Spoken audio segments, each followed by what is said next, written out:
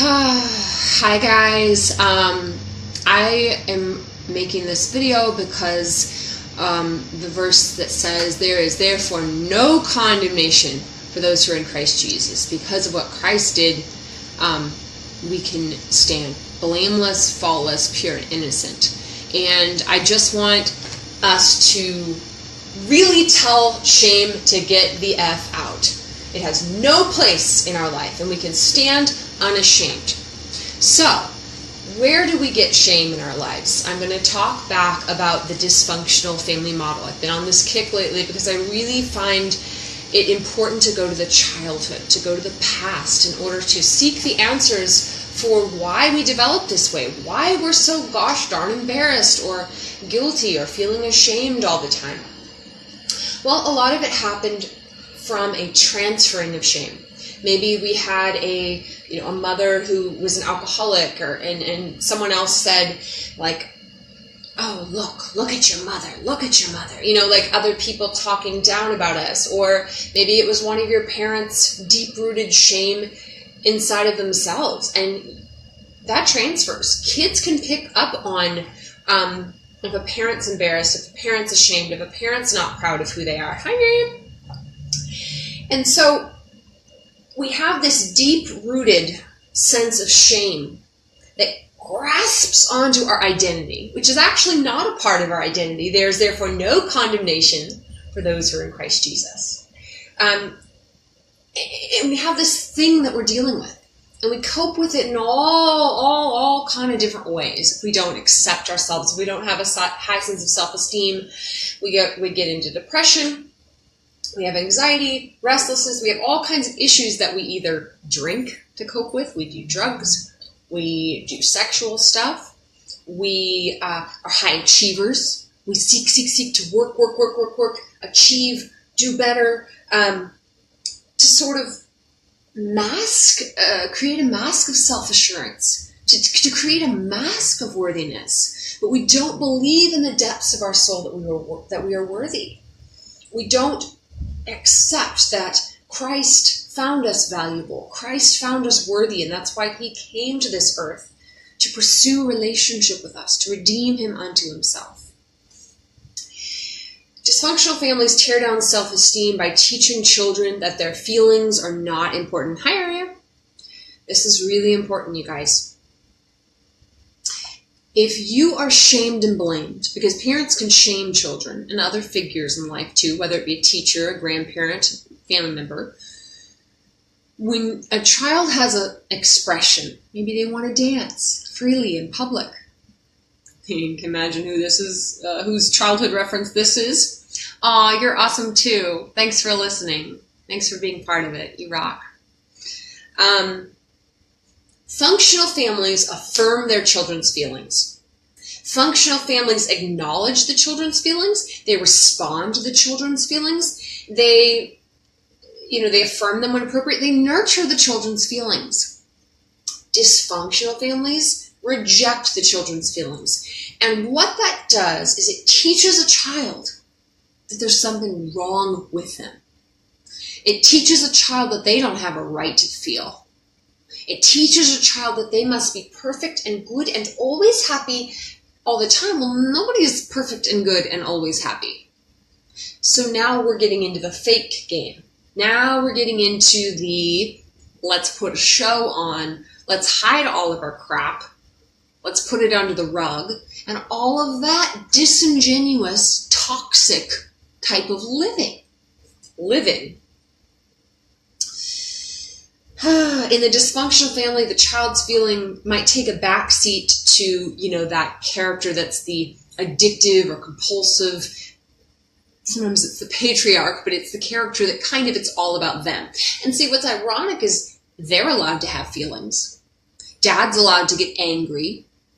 Mom's allowed to cry and whine and bitch about stuff. But they have enough problems. You shush, you don't talk, you don't express your feelings. You wouldn't want to burden mom and dad with that. Ew, and this is what we're believing. We're believing that... Okay, I'm going to find my note about what we're believing. But that basically that I'm not okay is what we're believing. That my feelings are something to be ashamed of, and that who I am essentially is something to be ashamed of. If I was told I'm not allowed to dance, and that's part of my honest expression, then who I am is not okay. And that's a lie. Because who you are is more than okay. It's fabulous. It's fantastic. It's perfect. And it's very good. Because God, who is your creator, He created, He designed you, He destined you, He purposed you, He called you, He set you apart. And He said, don't take it up on me. He said, the God of the universe, that you are very good, perfect, righteous, holy. So let's count on Him for truth, not the fallible people. Okay, so these shame-based thinkings are very deeply embedded into our ways of life. And rather than being free to blossom as unique individuals, children live within rigid walls of expectations. Finally, they just accept this as a substitute for who they really are. So a child thinks, oh, it's not okay for me to laugh loudly at the movies. It's not okay for me to sing and dance in the mall if I feel like it. Or, you can insert your own expression or your own way of who you are. And so they're taught that this facade or this muted, dimmed version of who one is, or this masked character where we can never be real, we can never be vulnerable. We're taught that that's better than who we are, and that's the only acceptable way to show up in the universe, in the world. And so we begin to be ashamed of that person that's really who we are, that's underneath. And so there's this deep, deep, deep rooted atmosphere of shame.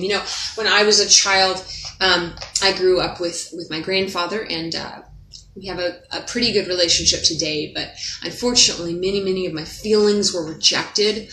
He told me that feelings don't matter. He told me that feelings aren't real. He told me that I was too sensitive. Now that's who I am. I'm a sensitive person. That's part of who God made me to be, and that was just put down and rejected, and I believed that there was something wrong with me, and that I had to toughen up, which was basically me being fake. And I'm just going to take a minute to just do a quick shout out to my friends, and the people that are in my life today are people that welcome the expression of my feelings and people that celebrate my sensitivity. The people that, hi Stephen, people that see that as a gift. Being sensitive allows me to be empathetic, to be caring, to be sympathetic, to really be involved and vulnerable and available to people in different ways. So you're not too sensitive and you're not too anything. You're just the way you are. You were created and destined with a purpose.